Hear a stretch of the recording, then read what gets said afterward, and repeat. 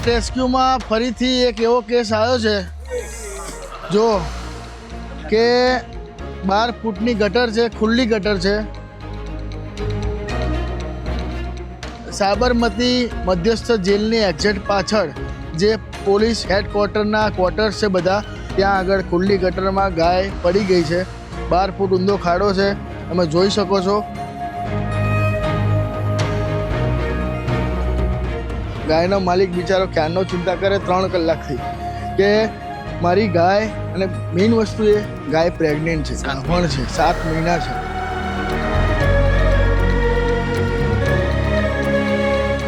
કેમ કે આવા ખાડા ખુલ્લા રહે, આ તો ચલો ગાય માતા પડી જાય, કાલ ઉઠીને કોઈ નાનું છોકરું બિચારું પડી જાય, તંત્ર દોડતું થઈ જાય. એમાં કોઈ છોકરું પડી ગયું હોય, માસૂમ પડી ગયું હોય, તો એના મા બાપને કેવું થાય?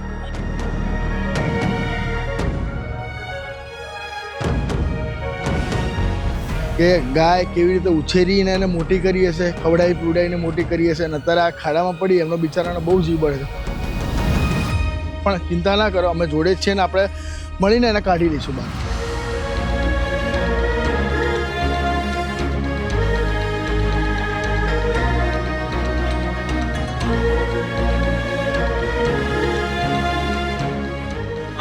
અરે પાવડો મારવાનું જ કહું હું. સાઈડમાંથી ખોદી અને પછી છેલ્લે દિવાલ પાડીશું. એટલે અહીંયા ખાડો ખોદી થોડું ઢાળ જેવું કરી અને પછી દિવાલ પાડવાનું ડિસિઝન લીધું છે.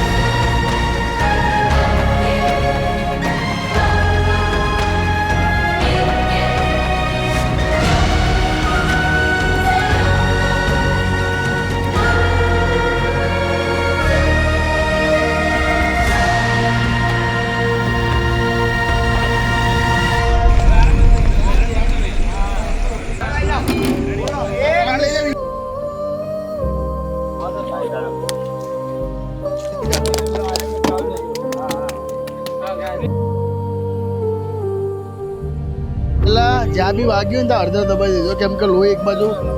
હા બસ, વિટાડીન, મેઇન વસ્તુ વિટાડીન. વાહ વાહ વાહ, એ નહીં ખોટું પગ એનો વધારે છુલાય, પગ વધારે છુલાય છે. વધારે છોડાઈ સલાહ તમને એ આપીએ કે તમે આ બકેટમાં ભરીને અત્યારે ઘરે પહોંચાડો. વરસાદની સિઝન પ્લસ બીજું શું, આ આગળ વધુ વધારે તાકાત કરશે ને, આરસીસીમાં એનો પગ વધારે છોલાશે. જકડાઈ ગયો પગ.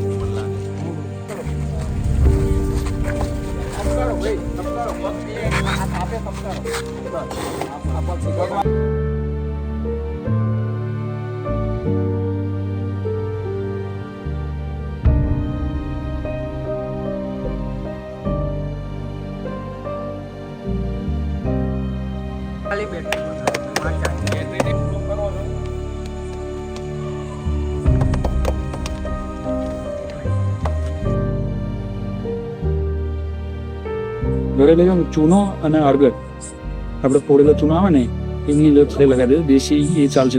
આપણે કેમ ઘરમાં આવે, થોડું ઘરમાં આવે, ડામ ના હાલતા કેમ બી એટલું તમને ફોન કરી દે. અરે ભગવાનની દયાથી ઊભી થઈ જ જશે. આ તો ઇનકેસ ના થાય તો અમારો નંબર છે ને હેલ્પલાઈન, આપણે ડોક્ટર મોકલી દઈશું. ફોન કરજો, ડોક્ટર મોકલી દઈશું આપણે, બરાબર? Thank you. અરે કોઈ ચિંતા નહીં કર્યો, અમારું કામ જ છે સેવા કરવાનું. તમે આવો, હું કહું દરેક મિત્રોનો ખૂબ ખૂબ આભાર, તમે બધાએ સપોર્ટ કર્યો. જેસીબી વાળા ભાઈ ક્યાં રમેશભાઈ આર્યા, જેસીબી વાળા ભાઈ તમારો આભાર, થેન્ક યુ.